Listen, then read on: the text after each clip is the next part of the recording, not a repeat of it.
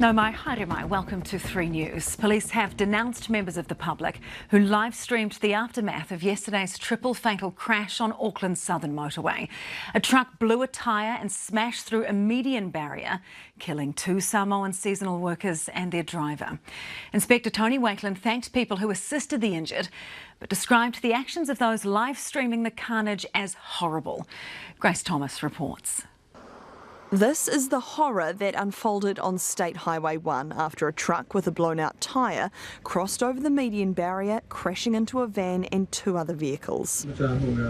In the van, 3 men aged 45, 37 and 32 were killed, and another 3 were injured, including a 21-year-old in a critical condition.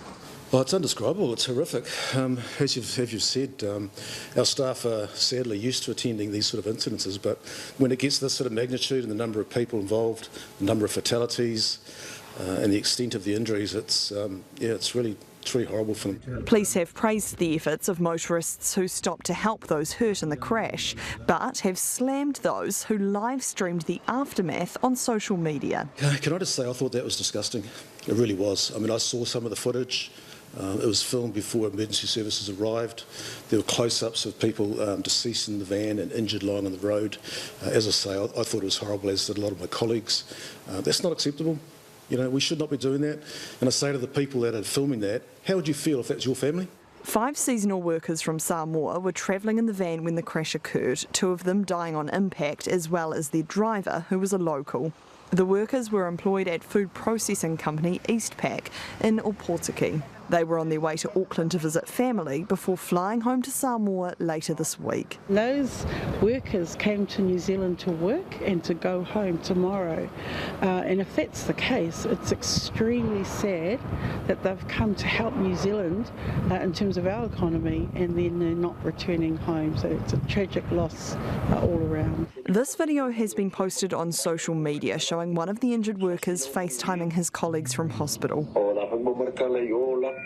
A Give a Little page has been set up for the families of the victims, and Samoa's High Commission in New Zealand says arrangements are being made to return the bodies to Samoa. Offers of help are already coming in, so not just from Wellington, from Auckland, and so coordination is really important through the right channels. The investigation by police will include looking at the barriers on State Highway 1 that the truck crashed through, and Waka Kotahi says it will carry out its own review of the crash site.